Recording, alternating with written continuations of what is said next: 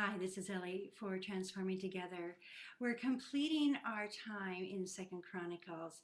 What a fascinating book on choices, on how to build a life on God, or how to destroy your own life by your own poor choices. As we see, I'm going to read a little bit now and then read a little bit at the end. Once again, Second Chronicles, the 36th chapter, the last chapter, and here is what we read, beginning in verse 15. The Lord repeatedly sent his prophets to warn his people, for he had compassion on his people. But they mocked those messengers of God. They despised their words. They scoffed at the prophets until the Lord's anger could no longer be restrained, and nothing could be done. So the Lord brought the king of Babylon against them. The Babylonians killed Judah's young men, even chasing them into the temple. They had no pity on the people, killing both young men and young women, the old and the infirmed. God handed all of them over to Nebuchadnezzar. If you want to read more about that, you can go to Daniel as well. Sobering, isn't it? We see God giving humans options time and time again.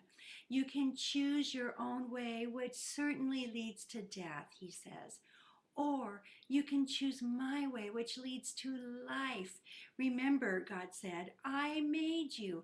I know the manual. I know how you operate. I know what will bring you great delight, what will maximize who you are, and how you in turn can have a fulfilling life, not only here in short temporary life on earth, but eternal life where it really counts in his presence. Or he says, you can choose your own way, which leads to death.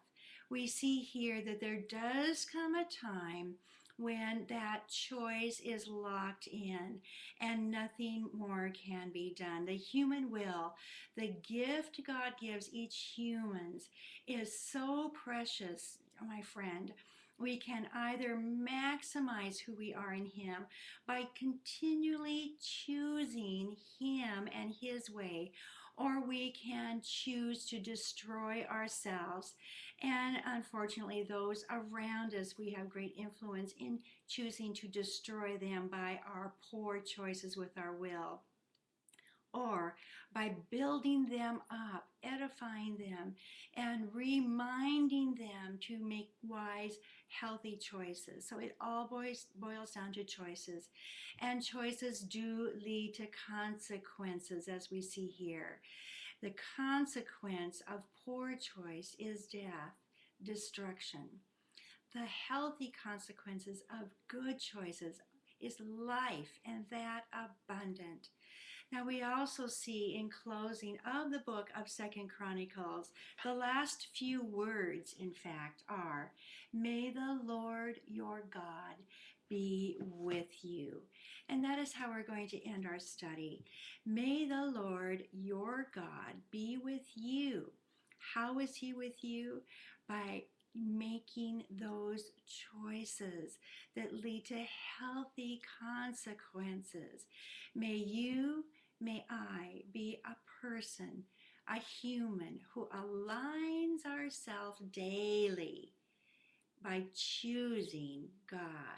Choose you this day whom you will serve. As for me and my house, we will serve the Lord. This is Ellie for Transforming Together.